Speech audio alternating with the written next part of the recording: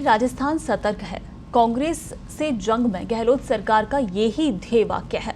लेकिन प्रदेश में लगातार तेजी से बढ़ते कोरोना संक्रमण के बाद अब इस ध्येय वाक्य पर ही सवाल उठ रहे हैं। और सवाल इसलिए उठ रहे हैं क्योंकि कोरोना के सक्रिय मरीज 15,000 के पार पहुंच गए हैं और चिकित्सा विभाग की लापरवाही के कारण मरीज अस्पतालों में ही या तो आत्महत्या कर रहे हैं या फिर बाथरूम में गिरकर मर रहे हैं।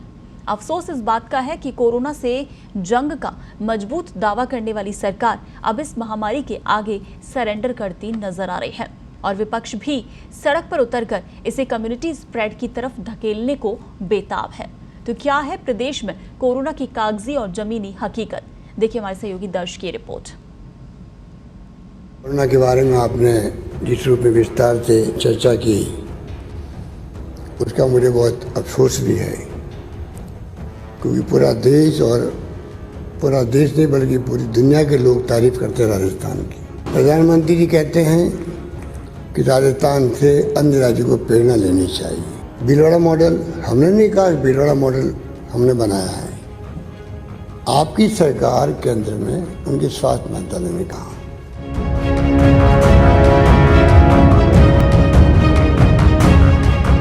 मुख्यमंत्री अशोक गहलोत को प्रधानमंत्री नरेंद्र मोदी की तारीफ इतनी भाई कि अब वो कोरोना से जंग लड़ना ही भूल गए।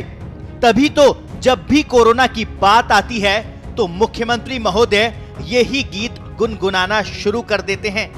कोरोना के बारे में आपने जिस रूप में विस्तार से चर्चा की, उसका मुझे बहुत अफसोस भी है, क्योंकि पूरा देश नहीं बल्कि पूरी दुनिया के लोग तारीफ करते हैं राजस्थान की। प्रधानमंत्री जी कहते हैं कि राजस्थान से अन्य राज्यों को प्रेरणा लेनी चाहिए। भीलवाड़ा मॉडल हमने नहीं कहा, भीलवाड़ा मॉडल हमने बनाया है। आपकी सरकार केंद्र में उनके स्वास्थ्य मंत्रालय ने कहा। अब मुख्यमंत्री महोदय को ये कौन समझाए कि कोरोना से जंग लड़ने में अव्वल रहने वाला राजस्थान अब कोरोना से लड़ाई में पिछड़ गया है। अफसोस इस बात का है कि प्रदेश में कोरोना की भयावह स्थिति के लिए न सिर्फ सरकार जिम्मेदार है, बल्कि विधानसभा में ना पक्ष में बैठने वाला विपक्ष भी है। हम ये बात इसलिए कह रहे हैं क्योंकि कोरोना गाइडलाइन बनाने और उसकी पालना कराने के लिए जिम्मेदार सरकार ही इस गाइडलाइन की धज्जियां उड़ा रही है। तभी तो कभी सरकार पर आए सियासी संकट के नाम पर तो कभी जेईई और नीट परीक्षा के विरोध के नाम पर सरकार कार्यकर्ताओं और नेताओं का झुंड इकट्ठा कर लेती है। इसके बाद शुरू होती है कोरोना की तमाम गाइडलाइन की धज्जियां उड़ना, फिर चाहे वो सोशल डिस्टेंसिंग हो या फिर फोटो खिंचाने की होड़ में प्रदर्शन में दिखे बिना मास्क वाले नेताजी।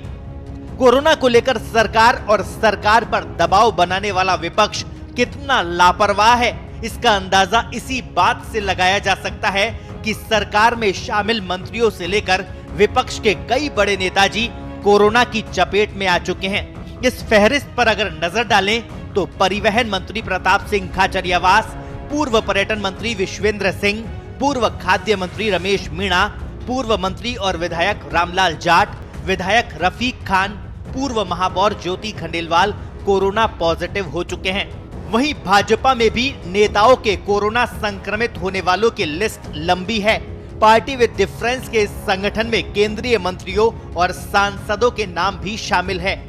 इनमें 3 केंद्रीय मंत्री गजेंद्र सिंह शेखावत, अर्जुन राम मेघवाल और कैलाश चौधरी कोरोना पॉजिटिव हो चुके हैं। वहीं सांसद डॉक्टर किरोड़ीलाल मीणा, हनुमान बेनीवाल और राजेंद्र गहलोत भी कोरोना की चपेट में आ चुके हैं। इनके अलावा उपनेता प्रतिपक्ष राजेंद्र राठौड़, प्रदेश भाजपा अध्यक्ष और आमेर से विधायक डॉक्टर सतीश पूनिया, विधायक चंद्रभान आज्ञा, हमीर सिंह भायल, अशोक लाहोटी, पब्बाराम विश्नोई, अर्जुन लाल जीनगर कोरोना पॉजिटिव हैं। विधायक अनीता भदेल और पूर्व विधायक अरुण चतुर्वेदी भी कोरोना पॉजिटिव हो चुके हैं।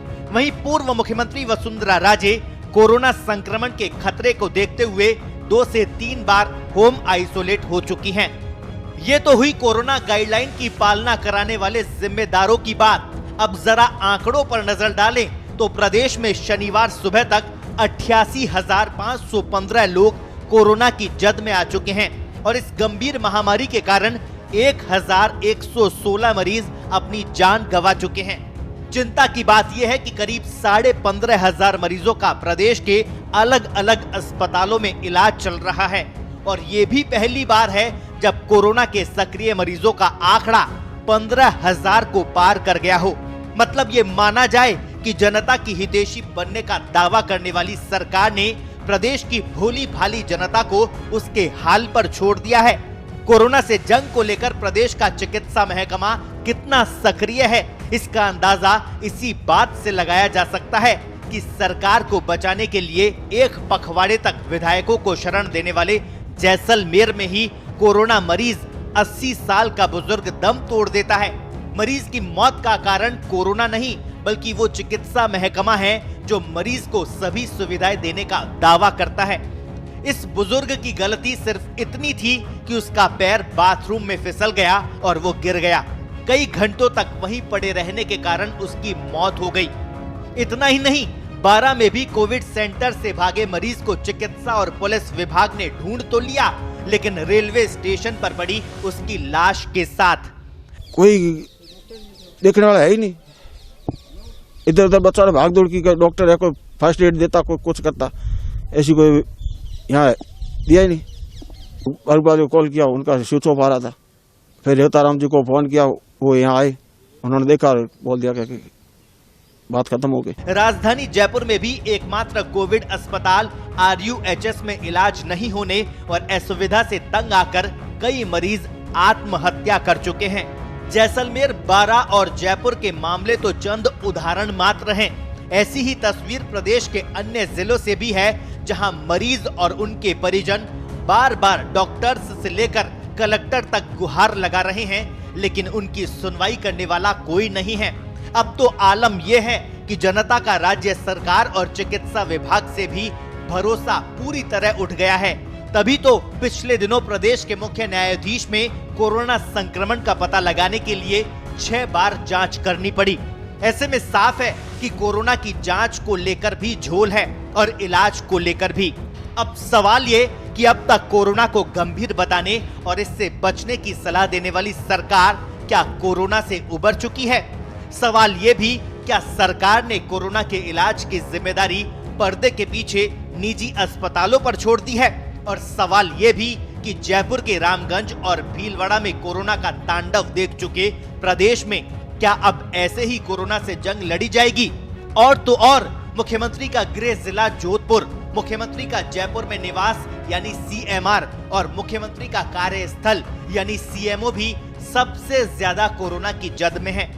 जरूरत है अभी भी संभलने की, जरूरत है राजस्थान सतर्क है के ध्येय वाक्य को साकार करने की, नहीं तो कोरोना अपना तांडव तो दिखा ही रहा है। ब्यूरो रिपोर्ट, पत्रिका टीवी।